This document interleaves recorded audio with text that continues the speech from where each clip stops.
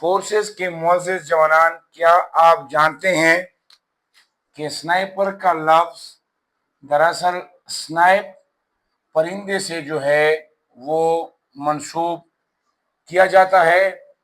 آج آپ کو سنائپر کا تعارف بتاؤں گا، جبکہ جس پرندے کا نام سنائپ ہے اس سے جو اس کو منسوب کیا جاتا ہے اس کے بارے بتاؤں گا، اس کی تعریف کے بارے میں بتاؤں گا، جبکہ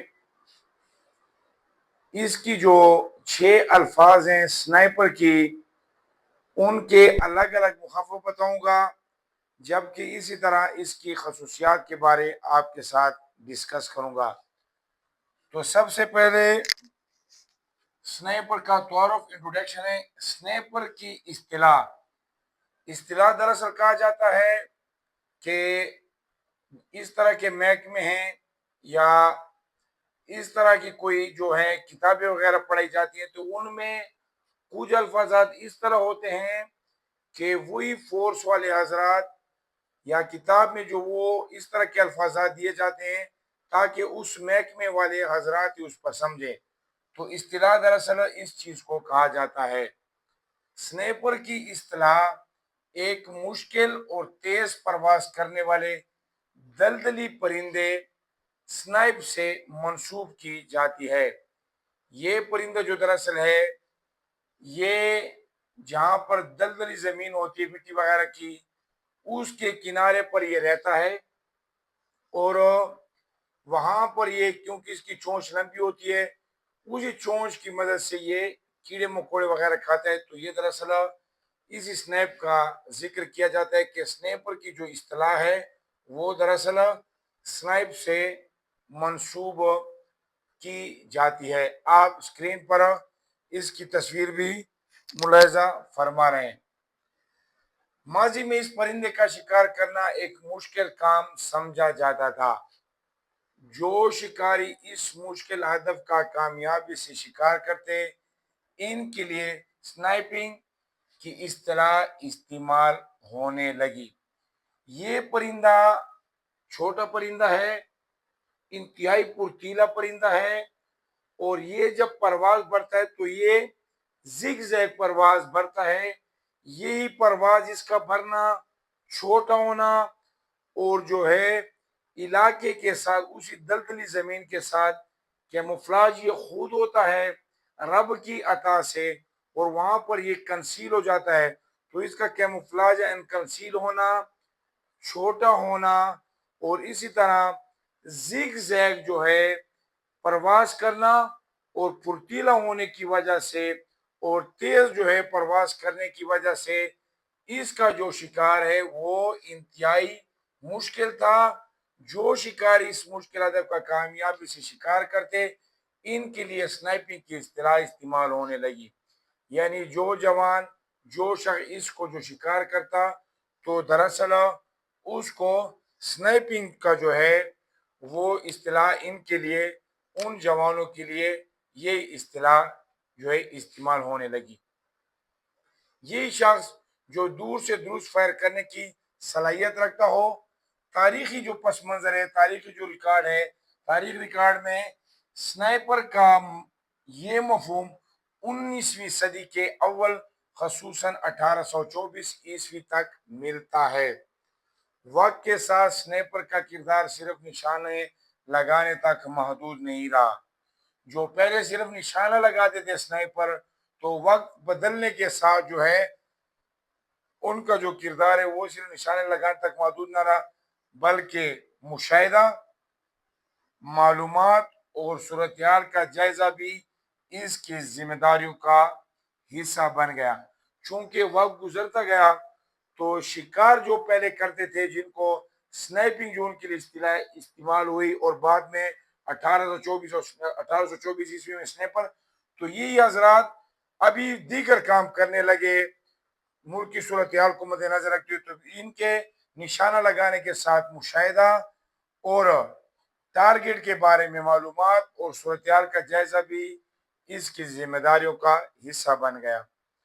ڈیفینیشن کچھ اس کی یہ ہے کہ سنائپر ایک ماہر تربیت یافتہ ماہر निशाना बाज होता है, मार्क्समैनशिप जिसको कहा जाता है, जो पेशावराना महारत को बरकरार लाते हुए जो इसने सीखा है उसको ये बरकरार लाते हुए मुख्तलिफ हालात में किसी किस्म की भी इसको हालात मिल सकते हैं दुरुस्त निशाना लगाने की सलाहियत रखता हो।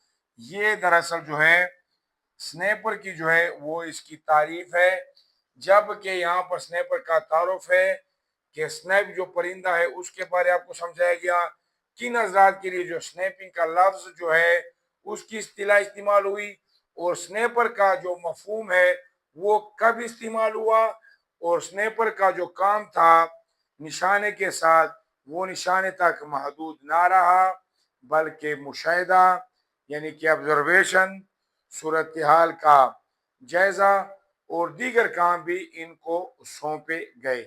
एक बेहतरीन स्नैपर सिर्फ अच्छा निशाना लगाने वाला फर्द नहीं होता बल्कि उसकी कारकर्दगी कई आम सलाहियतों का मजमुआ होती हैं।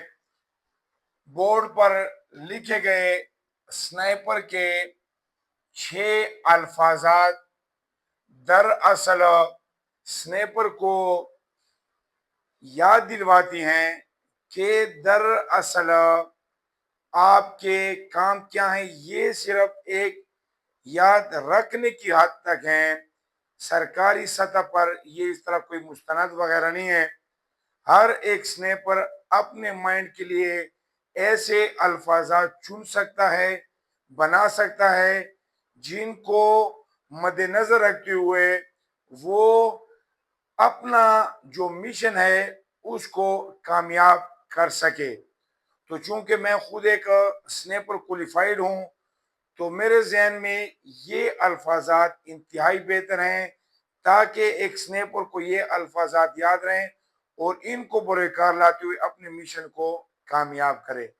अगर किसी जवान को कोई दीगर अल्फाजात भी सुनने पड़े, अगर वो कमेंट्स में मुझ पर सवाल करे तो आपको इसी से रिलेटेड दीगर अल्फाजात भी आप तक मुंतकिल कर सकता हूँ ताकि आप उन पर अमल पैरा होकर आप उनसे बेहतर नताइज हासिल करें। तो बोर्ड पर आपके सामने लिखे गए जो अल्फाजात हैं 6, सबसे पहले आप लोगों ने याद रखना है कि आपने मुशाहिदा और मालूमात यानी कि रेकोनेंसिस के जरिए जो आपने है, रेकी के जरिए जो आपने है, आपने मालूमात इकट्ठी करनी है। मुशाहिदे के साथ मालूमात इकट्ठी करनी है। किस तरीके से की जाती है, इंतहाई तफसीलन जो है एक मजमून है भर के आपने मालूमात इकट्ठी करनी है। मालूमात इकट्ठी करने के बाद आपने जो है सीमत शिनासी, अपनी सीमत, टारगेट की सीमत, इसी तरह इलाके की सीमत शिनासी का आपको पता होना चाहिए। कहाँ पर आपने जाना है, कहाँ पर आपने डिप्लॉयमेंट होना है, कहाँ से आपने वापस करनी है। तो सीमत शिनासी जो है ये भी एक कारकर्दगी जो है और उसकी सलाहियतों का है, उस मजमुए में इसका भी एक बहुत बड़ा रोल है। यहाँ पर जो सीमत शनासी के बाद जो है आप लोगों ने खामोशी के साथ सब्र तहम्मुल को बरकरार रखते हुए दुरुस्त शिनाख्त को यानी कि कौन सा टारगेट आपका है उसकी आपने प्रॉपरली जो है वो शिनाख्त करनी है।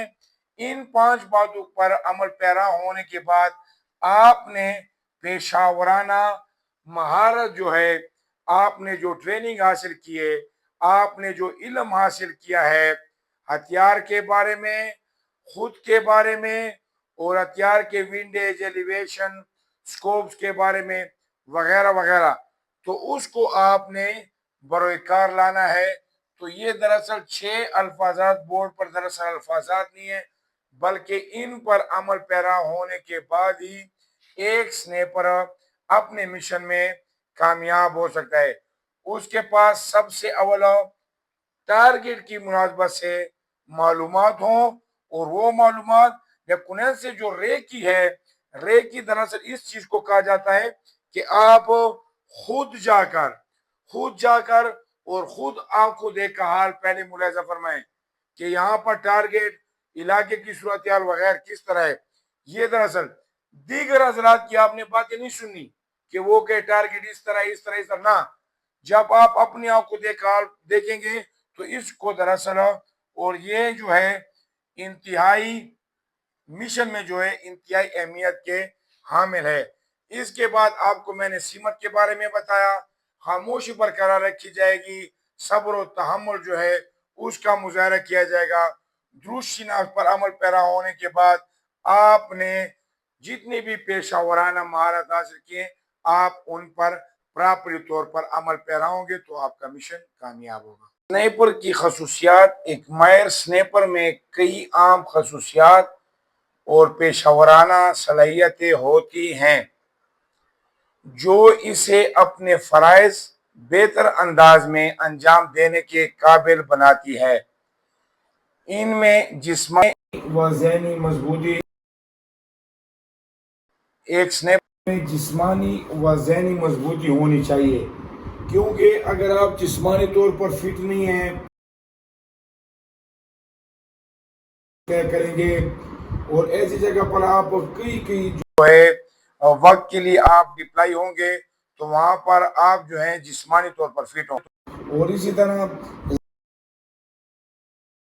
کو تندرست اور مضبوط ہونا چاہیے. نظم و ضبط، ڈسپلن کا وہ پابند ہو.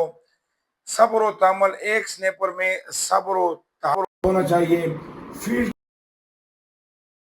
و ٹیکٹکس، فیلڈ کرافٹ و ٹیکٹکس.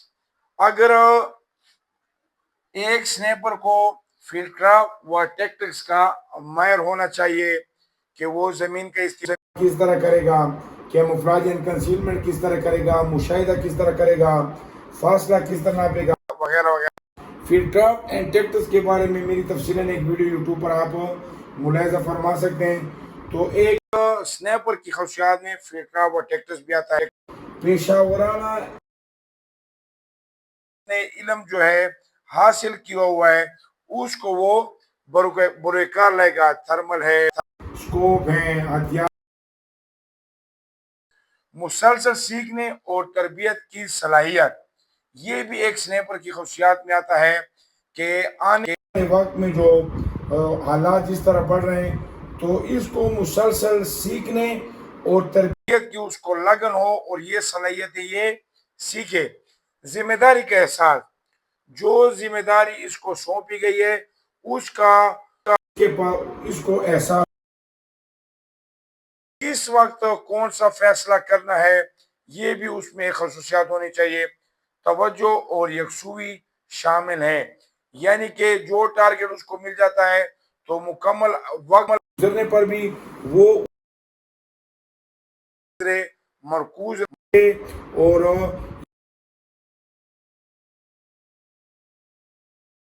نہ ہٹائے. امید کرتا ہوں کہ آپ کو سنیپر کا سنیپ پرندے سے جو یہ ریلیٹڈ ہے دراصل سنیپ پرندے کے بارے میں جو آپ کو معلومات کے بارے میں، تعریف کے بارے میں، اور اسی طرح جو آپ کے ناظرین کے سامنے 6 الفاظ رکھے سنیپر کے وہ اور سنیپر کی خصوصیات میں آپ سمجھ گئے ہوں گے. سنیپر کے بنیادی کام، سنیپر کا جو ہے کس طرح سنیپر جو ہے وہ ان کی ڈپلائمنٹ ہے، اور اسی طرح سنیپر اور اسپائڈر کے سکلز، ان کی کمیونیکیشن وغیرہ وغیرہ. تب تک کے لیے ناچیز غزن پر کوئی اجازت دیں. السلام علیکم ورحمۃ اللہ.